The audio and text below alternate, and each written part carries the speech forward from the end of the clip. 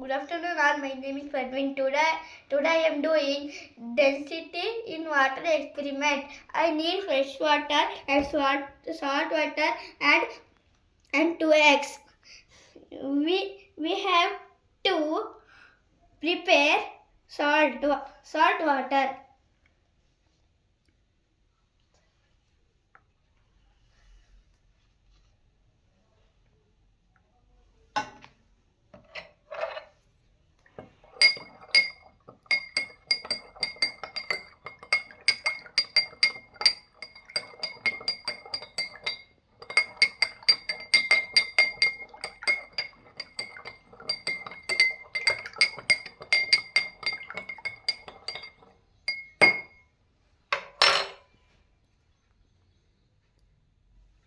Put 2 eggs.